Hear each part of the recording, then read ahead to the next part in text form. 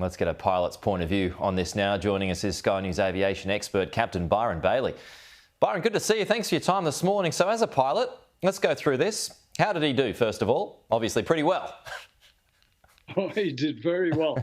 I flew the King Air a long time ago, but what this guy did, you can't dump fuels like you can in a corporate jet or airliners. So you've got to fly around and around until you get your weight down. The idea of getting the weight down is so your landing speed is a lot less.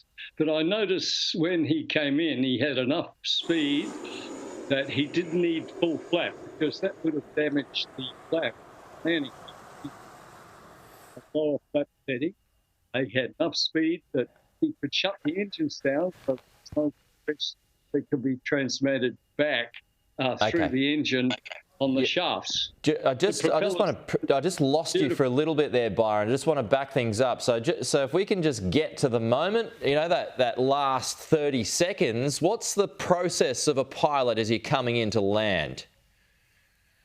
Okay, you carry enough speed that you can shut the engines down during the flare so that when you touch, the propellers are not driven under force when they hit the ground.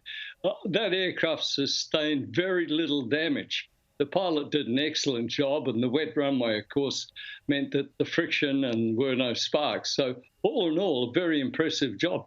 It looks like when he took off, his gear didn't retract fully, and so he tried the emergency lowering procedure, which all aircraft that have retractable undercarriage have emergency procedure, and that obviously didn't work. But, yeah, great job by the pilot. Brilliant. So obviously he had to burn off fuel for hours, as you pointed out, to lighten the load. At what point do you decide you've got just enough to get home?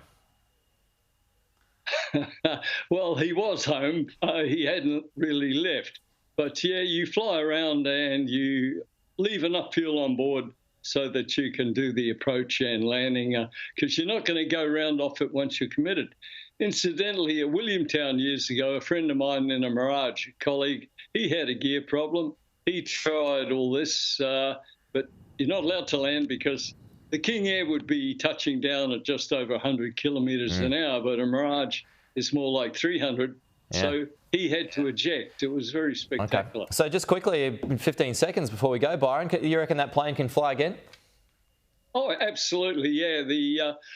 They'll inspect the engines and the props to see what the damage was. But, yeah, the pilot did such an excellent job that, And, of course, a lot of these smaller aircraft have skid plates under the fuselage so that if they ever do a wheels-up landing, it doesn't really affect the structure of the aircraft. Well, it came in handy then. Captain Byron Bailey, good to chat as always.